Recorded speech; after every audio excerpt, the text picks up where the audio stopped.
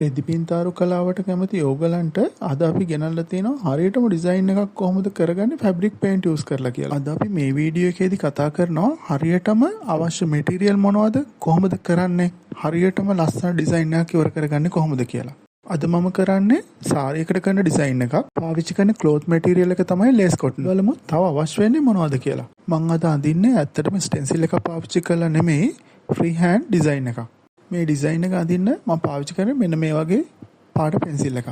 අපිට පුළුවන් අපි පාවිච්චි කරන රෙද්ද පාට අනුව ඊට ගැලපෙන සුදුසු වර්ණයක පාට පෙන්සිල් එකක් පාවිච්චි කරන්න. මම මේ පාවිච්චි කරන පාට පෙන්සිල් එක පාට ගණනාවකින් ගන්න තියෙනවා. ඊට අමතරව මම පාවිච්චි කරනවා ෆැබ්‍රික් පේන්ට්. මේ ෆැබ්‍රික් පේන්ට් වල විශේෂත්වයක් තියෙනවා. සමහර අය මේ ෆැබ්‍රික් පේන්ට් වෙනුවට ඇක්‍රිලික් පාටත් යූස් කරනවා. ෆැබ්‍රික් පේන්ට් වල තියෙන විශේෂත්වය තමයි ඒක ඇඳන් පස්සේ පැය 24කට පස්සේ අයන් කරන්න ඕනේ.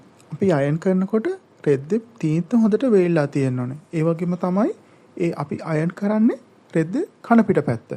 තවත් වැදගත් කාර්යයක් මම ඔයගලන්ට කියන්නම්. අපි පේන්ට් කරන්න ගන්න රෙද්ද කලින් හොදලා වේලලා සහ මැදලා පාවිච්චි කරන්න ඕනේ. ඒකට හේතුව තමයි අපි දන්නවා රෙදි නිෂ්පාදනය කරනකොට කර්මාන්ත ශාලාවල් වලදී රසායනික වර්ග සහ ගම් වර්ග එකතු කරන ලබනවා. ඒ දේවල් ඉවත් කරගන්නත් අපි රෙද්ද සෝදන්න ඕනේ. දෙවැනි කාරණය තමයි රෙද්ද ඇකිලෙන්න පුළුවන්. විශේෂයෙන්ම කපු වගේ රෙදි සේදුවෙන් පස්සේ ඇකිලෙන්න පුළුවන්. අපි පේන්ට් කරන්න රෙද්ද නොසෝද පාවිච්චි කරනකොට අපි ඇත්තටම අඳින්නේ රෙද්දේ නූල් වල නෙමෙයි. ඒ උඩ ගාලා තියෙන රසායනික ස්තරය මත. ඒ වගේම අපි දන්නවා බොහෝ රෙදි වර්ග තියෙනවා විශේෂයෙන් පළමු වතාවට සෝදන විට යම් ප්‍රමාණයක් හැකිලෙනවා. එවැනි රෙද්දක් අපි පාවිච්චි කරලා ඩිසයින් එකක් කළොත් රෙද්ද ඇකිලෙනකොට අපි ඇඳපු චිත්‍රය විරූපී වෙන්න පුළුවන්. එහෙම නැත්නම් ඇද වෙන්න පුළුවන්. පින්තාරු කරන්න ඉස්සෙල්ලා රෙද්ද සේදුවෙන් පස්සේ රෙද්ද නියමිත ප්‍රමාණයට එනවා. ඒ වගේම අද මම පාවිච්චි කරනවා ෆැබ්‍රික් මීඩියම් එකක්. ගොඩක් අය පුරුදු වෙලා තිනවා ෆැබ්‍රික් පේන්ට් එකේ ඝනත්වය අඩු කරගන්න වතුර පාවිච්චි කරන්න. මම නම් ඔයාලට කියන්නේ වතුර පාවිච්චි කරනව වෙනුවට ෆැබ්‍රික් මීඩියම් එකක් පාවිච්චි කරන්න.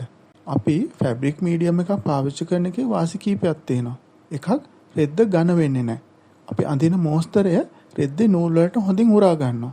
සහ පැතිරීම නවතිනවා. අපි අඳින ඩිසයින් එකේ නිමාවට වැදගත්ම වෙන තවත් දෙයක් තමයි අපි පාවිච්චි කරන පේන්ට් බ්‍රෂ් එක.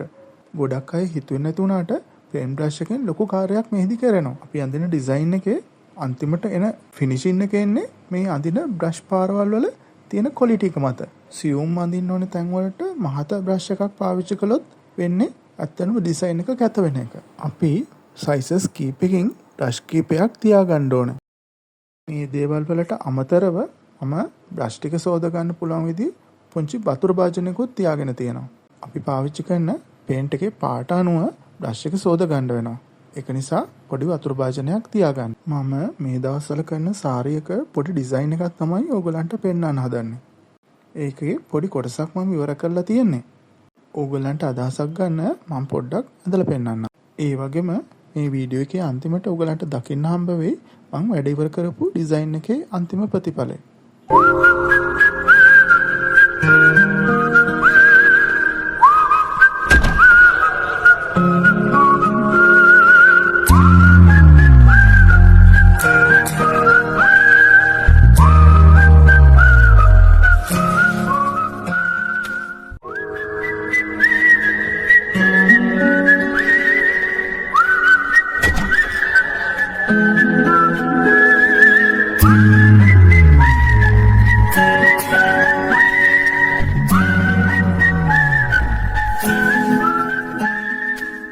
අපි ගොඩක් අලුත් දේවල් ඉස්සරහට ඔයගොල්ලන්ට අරගෙන එනවා. සබ්ස්ක්‍රයිබ් කරලා තියාගන්න.